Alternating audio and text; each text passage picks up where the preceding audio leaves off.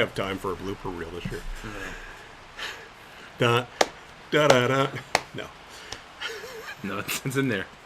Hi guys, Seth from tobaccoadvent.com here.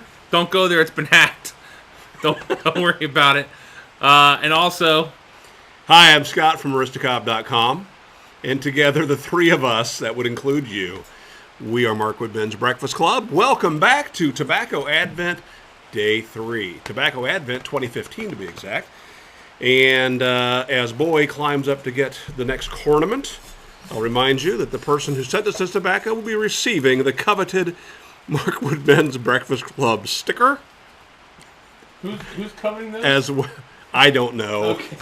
I want one. Are they pink? All right. I want one. Anyway, the tobacco that was shared with us today is what? Is it in the... Is there a note? Yeah, probably. All right, well, first off, I can tell you right from the package, it's a full package. Oh, Cade's Cove Cavindish from the Berliner. From the Gatlinburger. The Gatlinburger in Gatlinburg, Tennessee. I've had this. That's where Smoky Mountain Knife Works is, right? Down the road a little piece. It's close enough. That's in Pigeon Forge. I've been there. Oh, that's right. Yep. Right around the corner. So, go ahead. Hi, guys. Here are the 3 tobaccos, of which we are smoking one today. I've chosen to submit for this year's Tobacco Advent. First up is Cade's Cove Cavendish from the Gatlinburger in Gatlinburg, Tennessee. It's a bright and dark Cavendish. How do you pull that off? Bright and dark. 2 different tobaccos together. A bright. It's both bright and a dark. And dark. Cavendish has been lightly sweetened with a cookie-like aroma.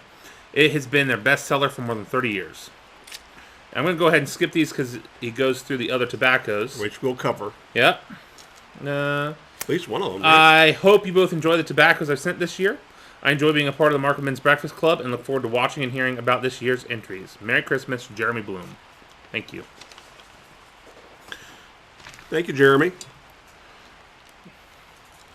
And I'm loving this artwork. Check this dude out. Dapper dude, isn't he? I feel like I should just be chewing this with a picture like that on there. Can I do that? So, is that ill-advised? I'm probably way off here. Tastes like Lane 1Q. Maybe someone knows. It could be. I don't recommend. If it's their top-selling tobacco, it probably is Lane 1Q. It smells like it could be. Which I am not complaining about. No. Enjoy it while it lasts. The tobacco place, it's great. It's right off the main drag. There's there's all kinds of shops. How close is it to Dolly Parton? The other side of town. No. Other side of town. Now, so you got Pigeon Forge on the north end, and then you got Gatlinburg on the south end, and there's some separation between them, although there's less and less every year. And there's a really neat craft school there called Aeromont. And so I love to go downtown to that area where Aeromont School is and visit their store that they have for their students. This is traditional Appalachian artwork. And it's also a place, if you're not familiar with it, if you're 55 years or older, there's a thing called, what is it called? Elder Hostel. Mm-hmm. Where schools like that will set aside a certain number of places for folks that are over 55, and they can come and participate at a reduced cost. And so I'm waiting to be 55 because they've got a really well-equipped wood-turning school. And I'd love to go there just to use the equipment. I don't need a course. I just want to play.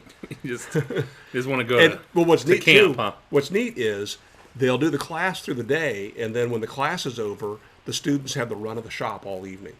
And the shop, there's a second story, a balcony that you can go up as a visitor, and you can just look down over top of these folks as they're turning. Yeah, it's really cool. And the tobacco shop is around the corner from there, and I always go, and this is the blend I buy. Really? And I smoke this as I, Let's go. All right, let's Road trip. All right. That's so not that's too far. it it's for today's 4 hours, right? It's pretty close by, actually. All right, so our question of the day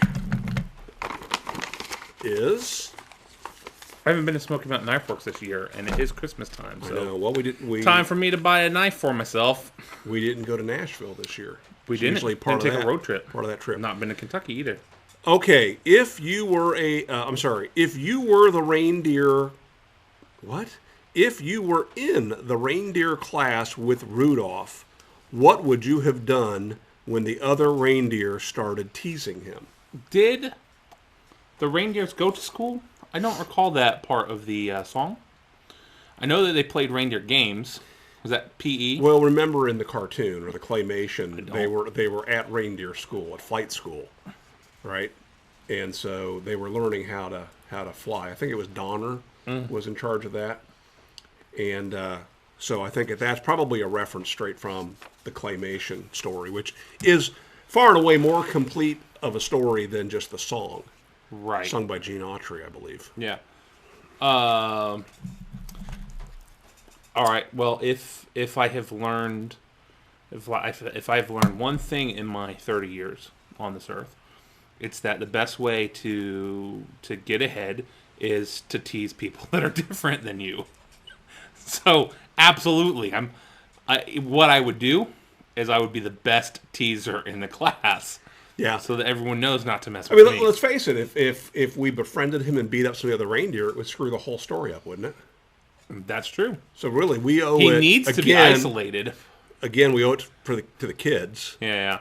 To participate in the bullying. Because if he's not sad, there's no hero's journey, right? It's true. So definitely would just tease the snot out of that. That nose. that bulbous red nose. Oh, that lighty up nosed creature. So now let's pretend that this is serious. What would you do? I was. that is.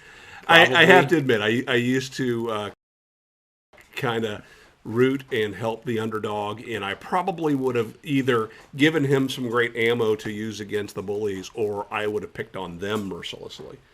You know, who you picking on there, Crooked Teeth? Yeah. There were a lot more bullies, though, than there was Rudolph. So. Don't forget, though, there was Clarice. From Silence of the Lambs? That's right. Clarice was the hot lamb. Was she... I don't remember that. I don't remember that one Listen. I can't believe we got to go back to school on this, son. But she's the one that fell in love with Rudolph. Remember she sang the song, No. There's always tomorrow for dreams to come true. See, you can put it off till tomorrow. It's about procrastination.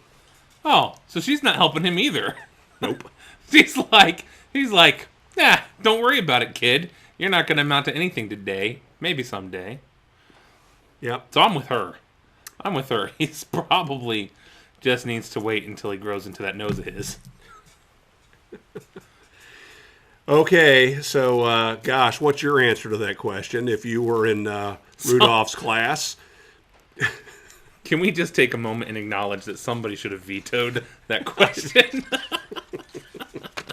I agree with that. We're going to wrap this What a up. dumb question. Answer the question get in the these? comments or leave us a video response. Again, link to that in the comments. And even if you choose to play your veto card, we'd love to see that in video. And we're going to move on. Guys, make it a great day. We'll see you tomorrow for Tobacco Advent Day 4. Thanks for the tobacco. Yep. Bye.